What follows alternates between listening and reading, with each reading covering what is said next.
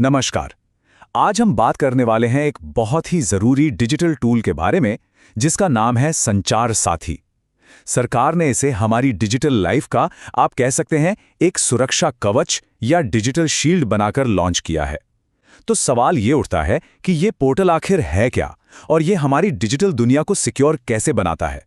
चलिए इसे step by step समझते हैं। देखिए, इस बात को समझना बहुत ज़रूरी है। भारत में एक मोबाइल फ़ोन सिर्फ कॉल करने या मैसेज भेजने का डिवाइस नहीं है। ये हमारी पहचान है, हमारी डिजिटल आइडेंटिटी।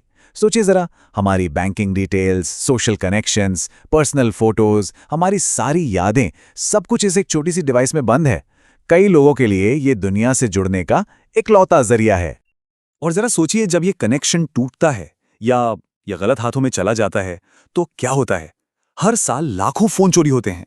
और फोन की चोरी सिर्फ एक गैजेट का नुकसान नहीं है, नहीं, इसके साथ हमारी आइडेंटिटी, हमारे बैंक अकाउंट्स की सिक्योरिटी और हमारा पीस ऑफ माइंड, सब कुछ रिस्क पर आ जाता है।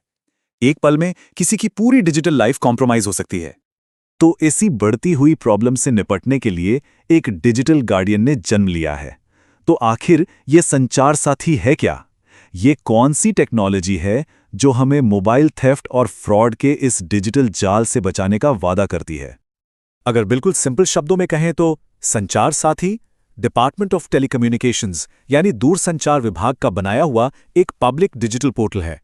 अब पब्लिक पोर्टल का मतलब है कि ये हम सभी नागरिकों के इस्तेमाल के लिए है और इसका मकसद सिर्फ एक है, मोबाइल यूजर्स को चोरी, फ्रॉड और आइडेंटिटी थेफ्ट से बचाना। अच्छा, अब इस स्लाइड पर जो की फीचर्स हैं वो असल में इस पोर्टल की रियल पावर दिखाते हैं। सबसे पहले है CEIR, जिससे चोरी हुए फोन को ब्लॉक और ट्रैक किया जा सकता है। दूसरा है सिम चेक, एक बहुत ही काम का टूल जिससे ये पता लगाया जा सकता है कि किसी की आईडी पर, उसके नाम पर कितने सिम कार्ड्स एक्टिव हैं। फिर है नो योर मोबाइल, जिससे कोई भी सेकंड हैंड फोन खरीदने से पहले चेक किया जा सकता है कि कहीं वो चोरी का तो नहीं। और डुप्लीकेट सिम अलर्ट्स, जो किसी भी सस्पिशियस एक्टिविटी के बारे में इन्फॉर्म करता है। ओके, तो थ्योरी तो क्लियर है, पर रियल लाइफ में प्रैक्टिकली ये काम कैसे करता है? मान लीजिए किसी का फोन चोरी हो जाता है, तो संचार साथी असल में मदद कैसे करेगा? Let's break it down. सबसे पहले हमें इस टर्म को समझना होगा, IMEI नंबर। इसे आप अपने फोन का 15 डिजिट का यूनिक फिंगरप्रिंट समझ सकते हैं। जैसे दुनिया में किसी भी दो इंसानों के फिंगरप्रिंट सेम नहीं होते ना, ठीक वैसे ही हर लीगल मोबाइल फोन का IMEI नंबर यूनिक होता है। किसी भी खोए हुए डिवाइस को ब्लॉक करने के लिए ये नंबर सबसे क्रूशियल इंफॉर्मेशन है। और इसी IMEI नंबर का इस्तेमाल होता है CEIR सिस्टम में। CEIR का मतलब है सेंट्रल इक्विपमेंट आइडेंटिटी रजिस्टर। ये बेसिकली एक नेशनल डेटाबेस है, एक मास्टर लिस्ट जो चोरी हुए फोन्स के IMEI नंबर्स को ब्लैकलिस्ट कर देती है। इसका मतलब एक बार कोई फोन इस लिस्ट में आ गया तो वो भारत के किसी भी नेटवर्क पर, एयरटेल हो, जियो हो, VI, BSNL, कहीं भी काम नहीं करेगा। तो प्रोसेस क्या है? स्टेप्स बहुत सिंपल हैं। सबसे पहले फोन चोरी होते ही पुलिस में एक FIR फाइल करनी होती है। ये लीगली एक बहुत इंपॉर्टेंट स्टेप है।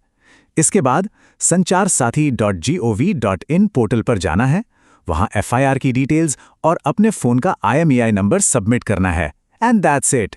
बस फोन तुरंत सभी नेटवर्क्स पर ब्लॉक कर दिया जाएगा। चोर के लिए वो हाई एंड स्मार्टफोन बस एक मेटल और ग्लास का डिब्बा बनकर रह जाएगा, एक यूजलेस पेपर वेट।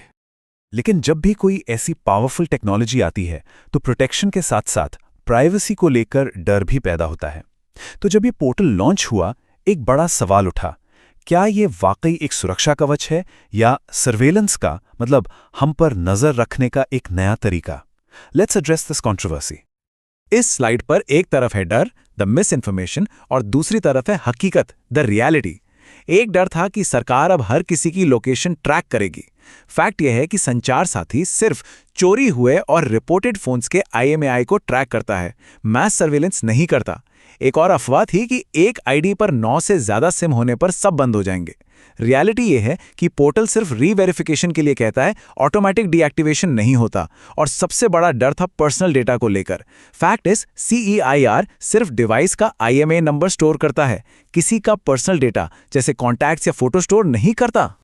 इन कंट्रोवर्सीज और पब्लिक फियर्स के बीच सरकार ने एक ज्यादा सेफ डिजिटल इकोसिस्टम बनाने के लिए कुछ नए रूल्स और गाइडलाइंस भी जारी किए ताकि टेक्नोलॉजी और ट्रस्ट साथ साथ चल सकें।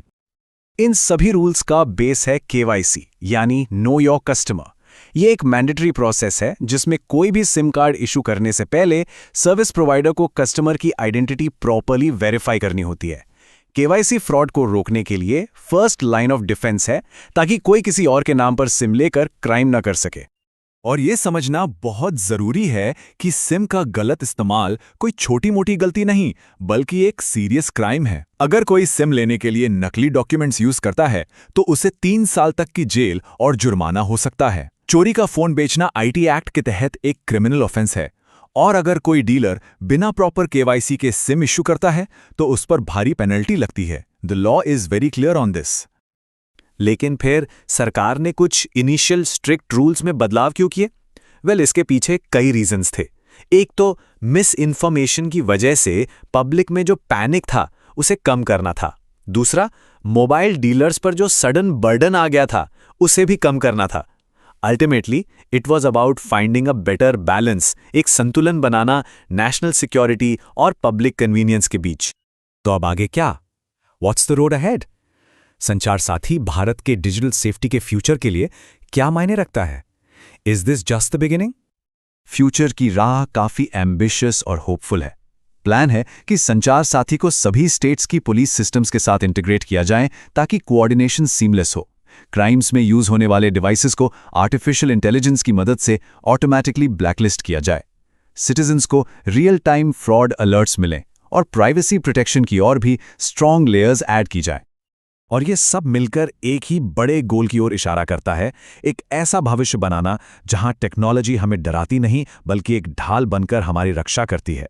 The ultimate aim is to create a future where technology empowers and protects us. तो आखिर में ये एक सवाल हमारे लिए बचता है, एक डिजिटल इंडिया में हम सिक्योरिटी और फ्रीडम के बीच सबसे अच्छा बैलेंस कैसे बना सकते हैं? ये एक ऑनगोइंग कॉन्वर्सेशन है और इसका जवाब हम सभी को मिलकर ढूंढना होगा। ये सोचने के लिए एक ज़रूरी सवाल है।